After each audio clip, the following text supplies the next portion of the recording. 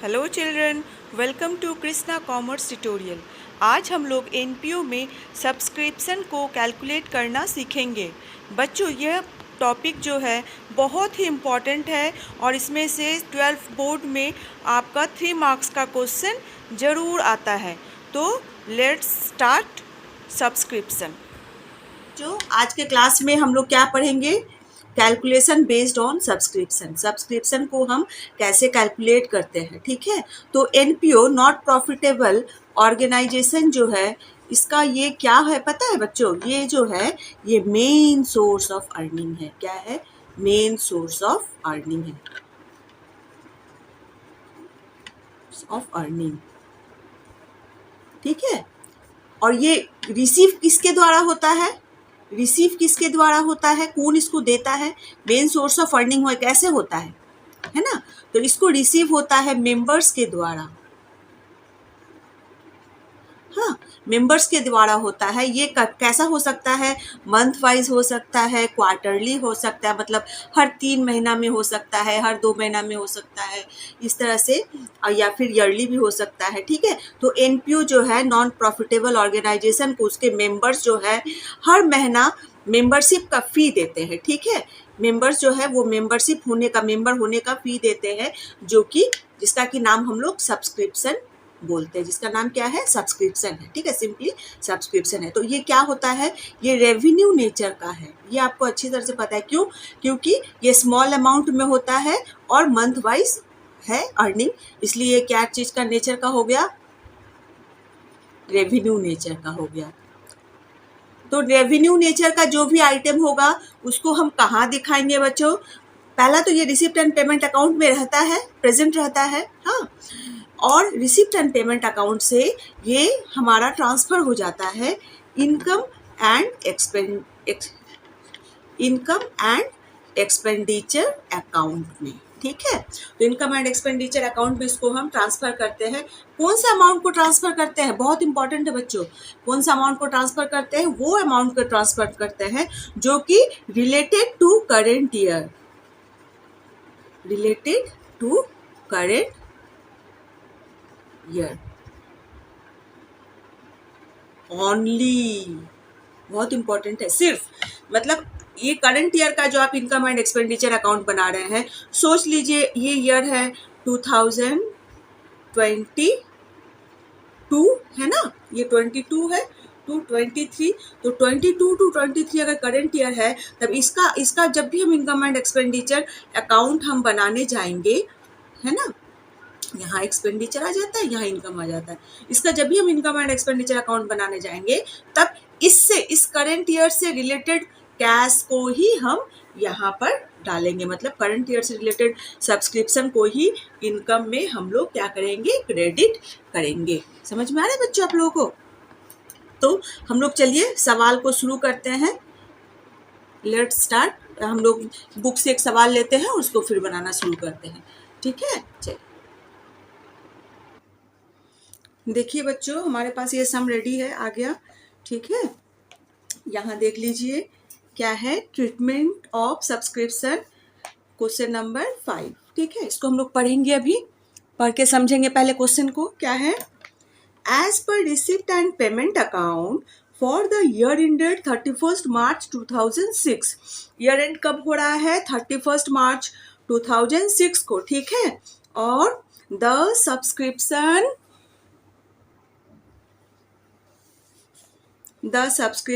Received were 6 lakhs। कितना रुपया है बच्चों? 6 lakhs है, ठीक है। अब मतलब क्या? 31 मार्च 2006 का सब्सक्रिप्शन है आपका, 6 लाख रिसीव हुआ है। समझ में आ गया? लेकिन यहाँ पर ये नहीं बोल रहा है, ये जो 6 लाख का जो अमाउंट है, ये हमारा करंट ईयर में जो रिसीव हुआ है, इसमें क्या है? प्रीवियस ईयर का भी हो सकता है अमाउंट, जो पहले हमको नहीं मिला था, इस साल हमको मिला। प्रीवियस ईयर मतलब क्या होगा?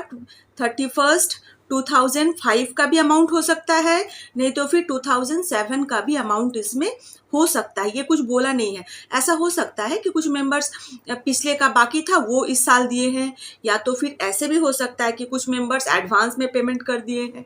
ठीक है, तो हमें एक बात हमें अच्छे से पता है कि जब भी हम रिसिप्ट एंड पेमेंट अकाउंट से कोई भी amount income and expenditure account में डालेंगे, इनकम एंड एक्सपेंडिचर अकाउंट में डालेंगे, तब वो क्या किस ईयर का होना चाहिए?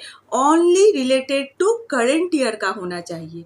ठीक है, रेवेन्यू इन नेचर होना चाहिए और साथ ही साथ वो करंट ईयर का होना चाहिए, वो प्रीवियस ईयर या नेक्स्ट ईयर का कभी नहीं होना चाहिए। तो सबसे पहले तो हम बच्चों क्या करेंगे, हम ये इनकम एंड एक्सपेंडिचर अकाउंट के लिए दो हमारा होता है, ये हो गया करंट, ये हमारा एकदम फ्रंट में आ गया करंट ईयर, ये आ गया previous year, P Y previous year, C Y current year and N Y next year.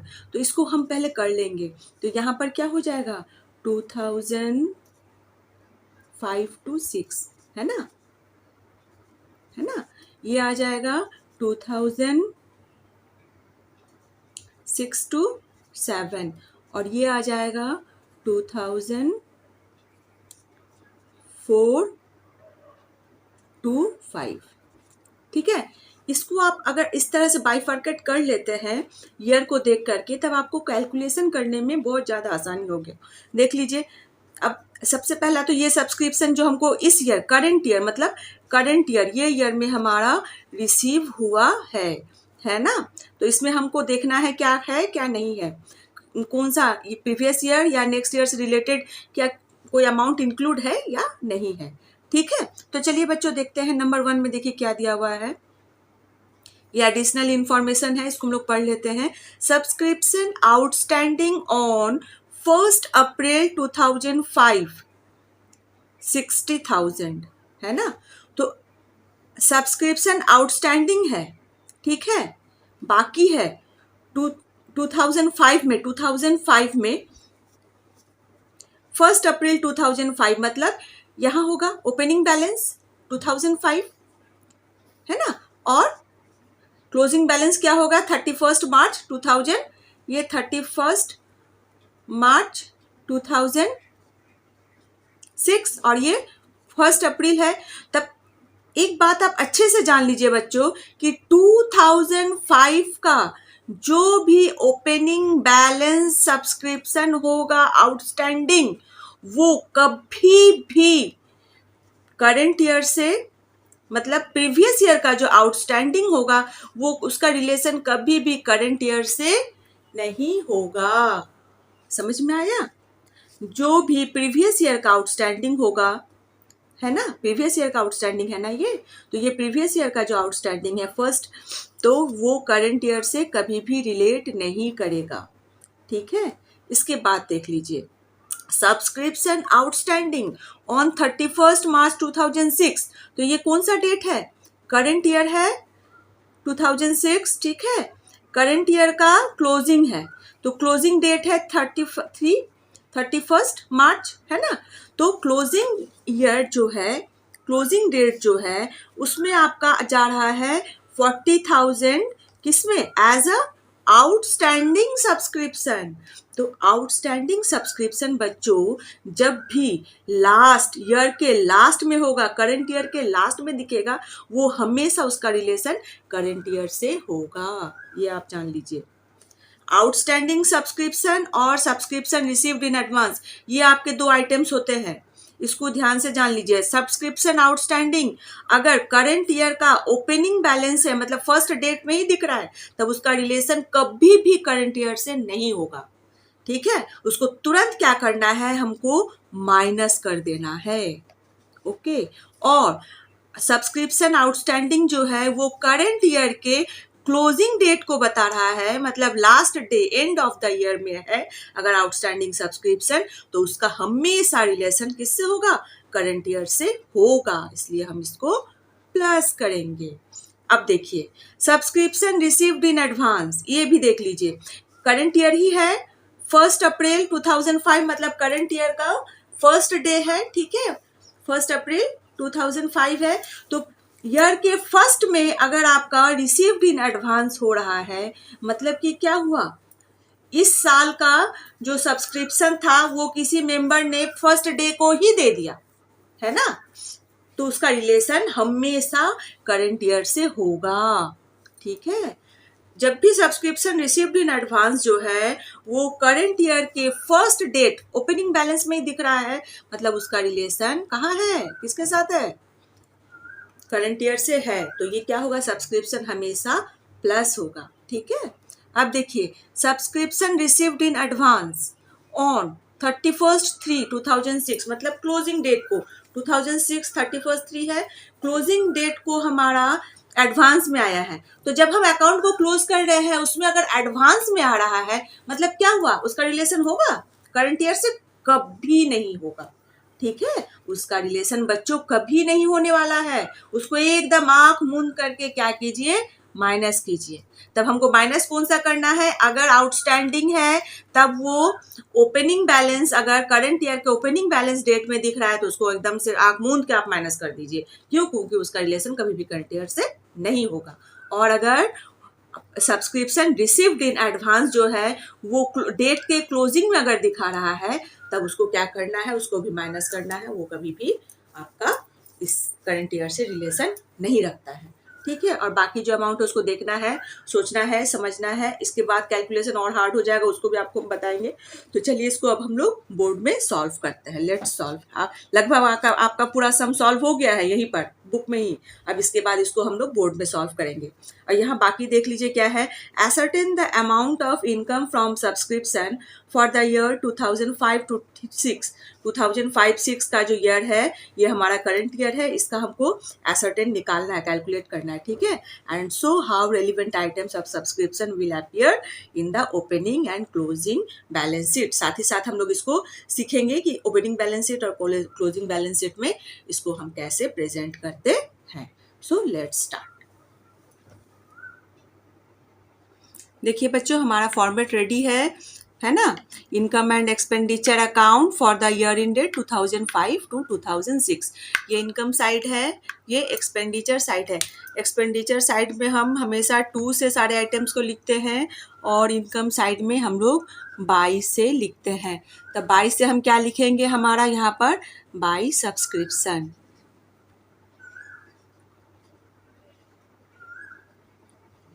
ठीक है, तो सब्सक्रिप्शन हमारा कितना रिसीव हुआ था, टोटल अमाउंट था हमारा 6 लाख, है ना, हमारा 6 लाख का अमाउंट था। ठीक है, अब देख लीजिए बच्चों, 6 लाख का अमाउंट था, तो यहाँ पर हमको क्या करना है, प्लस और माइनस आइटम करना है।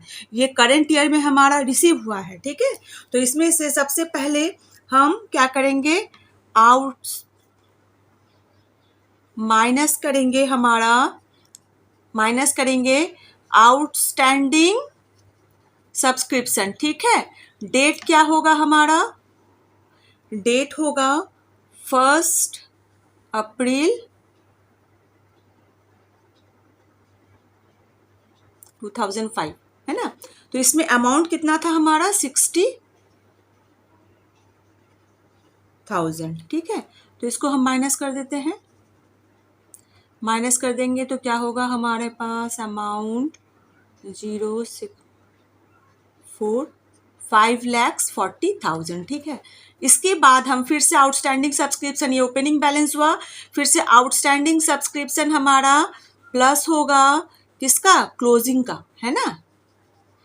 ठीक है, तो क्लोजिंग का डेट हमारा क्या है, 31 मार्च 2006।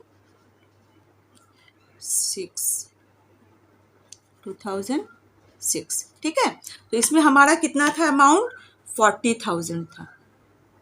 तो 40,000 को हमको क्या करना है, ये करंट ईयर से रिलेटेड है ना, आउटस्टैंडिंग है मतलब बाकी है, डेट के ईयर के लास्ट में अगर हमारे पास सब्सक्रिप्शन बाकी है, मतलब क्या हुआ, अभी तक मेरे पास आया नहीं है सब्सक्रिप्शन, ये आउटस्टैंडिंग को दिखा रहा है, मतलब क्या है, इसका रिलेशन हमारा करंट ईयर से है, मतलब ये करंट ईयर का सब्सक्रिप्शन है।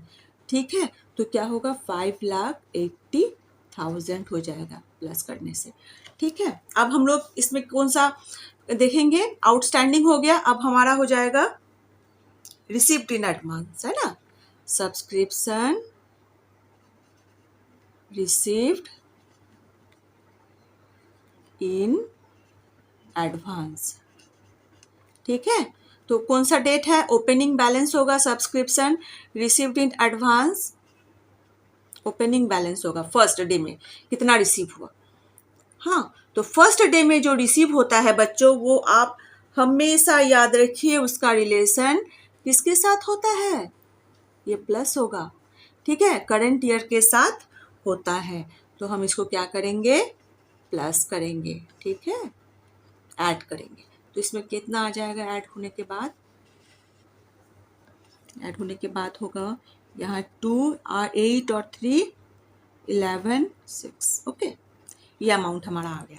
इसके बाद देख लीजिए बच्चों, हमारा ओपनिंग ईयर का जो ओपनिंग डेट है उसका हमारा हो गया, क्लोजिंग का करेंगे, तो सब्सक्रिप्शन क्लोजिंग का जो भी रिसीव्ड इन एडवांस होगा सब्सक्रिप्शन, वो हमेशा क्या होगा, माइनस होगा। तब सब्सक्रिप्शन रिसीव्ड इन एडवांस, कौन सा डेट है ये, 31 मार्च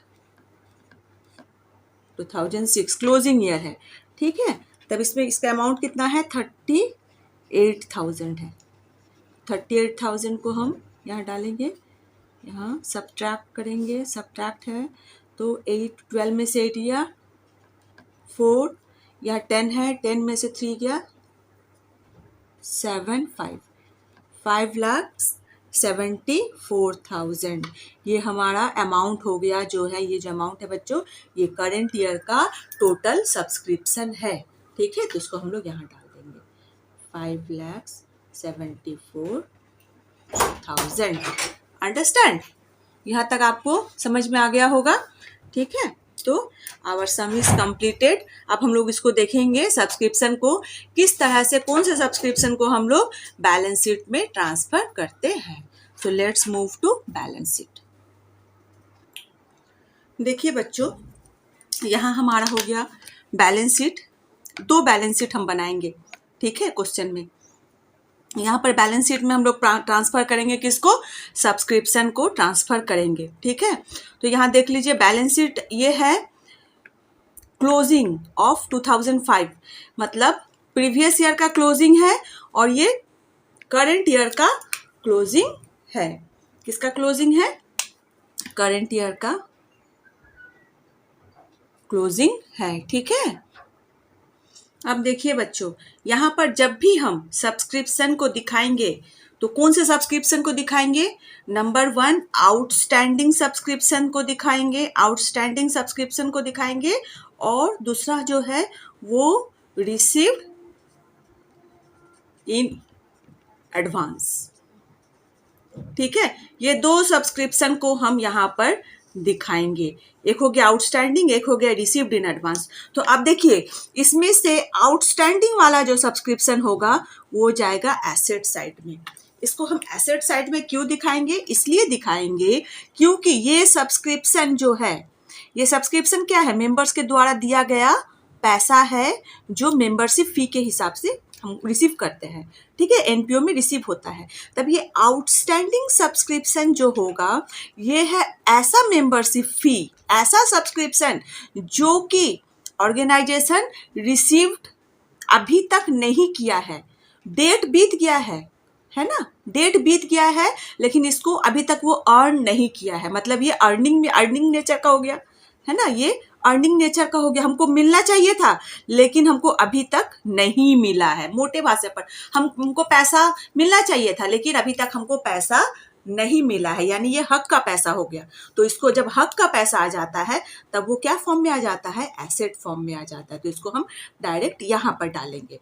और रिसीव्ड इन एडवांस, हमारा अभी हक ही नहीं था इसको लेने का, डेट ही नहीं आया था, लेकिन हमने इसको रिसीव कर लिया, हम अभी हमको नहीं चाहिए था, क्यों? क्योंकि हमारा डेट आया ही नहीं है इसको रिसीव करने का, लेकिन मेंबर ने हमको पहले से ही दे दिया, उसने अपना लोड घटा दिया और मेरा लोड बढ़ा दिया। जब हमारे पास लोड हो जाता है पैसा, मतलब क्या हुआ, हमारे पास ये हमको चाहिए नहीं लेकिन फिर भी हमको मिल चुका है, तब ये लायबिलिटी को दर्शाता है। ठीक है, तो इसको हम लायबिलिटी साइड में क्या करेंगे, प्लेस करेंगे। आई होप यहाँ तक समझ में आ गया। हमेशा ये दिमाग में बैठा लीजिए, आउटस्टैंडिंग सब्सक्रिप्शन मतलब एसेट साइड, ठीक है, और सब्सक्रिप्शन रिसीव्ड मतलब लायबिलिटी साइड। ठीक है, अब बहुत सिंपल है बच्चों, देख लीजिए क्या होगा यहाँ पर, इतना आसान है। 2005 मतलब जो क्लोजिंग है प्रीवियस ईयर का, उसको आउटस्टैंडिंग प्रीवियस ईयर में और received in advance previous year में डालेंगे। ठीक है, और जो करंट ईयर का होगा, आपका आउटस्टैंडिंग डेट दिया हुआ रहेगा करंट ईयर का, तो उसको हम करंट ईयर का आउटस्टैंडिंग को एसेट साइड में डालेंगे और लायबिलिटी साइड में रिसीव्ड इन एडवांस को डालेंगे। तो यहाँ पर कुछ नहीं करना है, आउटस्टैंडिंग सब्सक्रिप्शन कितना है रुपया, आउटस्टैंडिंग सब्सक्रिप्शन प्रीवियस ईयर का बैलेंस शीट से लेकर के डालेंगे। 2005 में 60,000 रुपीज है ना, और यहाँ पर सब्सक्रिप्शन रिसीव्ड इन एडवांस कितना रुपया है, टोटल हमारा है 32,000। हो गया, एकदम सिंपल है ना। अब यहाँ पर क्या होगा, outstanding, same way outstanding subscription आपका करंट ईयर का कौन सा है, 40,000, इसको एसेट साइड में डाल देंगे, और सब्सक्रिप्शन रिसीव्ड इन एडवांस कितना है, 38,000, इसको डाल देंगे। ठीक है, इन दिस वे हम लोग सब्सक्रिप्शन आउटस्टैंडिंग और सब्सक्रिप्शन रिसीव्ड इन एडवांस को अकॉर्डिंग टू डेट, जो ईयर को देखेंगे, जो प्रीवियस ईयर का है उसको प्रीवियस ईयर में डालेंगे, और जो करंट ईयर का है वो करंट ईयर में डालेंगे। तो बच्चों, उम्मीद करते हैं आपको सारा जो है समझ में आ गया होगा, इनकम एंड एक्सपेंडिचर अकाउंट भी समझ में आ गया, कैसे सब्सक्रिप्शन को प्लेस करेंगे, और साथ ही साथ सब्सक्रिप्शन को किस तरह से हम बैलेंस शीट में प्लेस करेंगे वो भी आपको समझ में आ गया है। अगर आपको अच्छा लगा हो क्लास तो प्लीज़ लाइक कीजिए, सब्सक्राइब कीजिए, और साथ ही साथ आपको अगर कोई प्रॉब्लम हो रहा है तब आप हमसे ज़रूर कंसल्ट कीजिए, कमेंट के थ्रू आप हमको कमेंट कीजिएगा, मैं आपको रिप्लाई ज़रूर करूँगी। ठीक है, ओके, थैंक यू बच्चों, have a nice day, bye.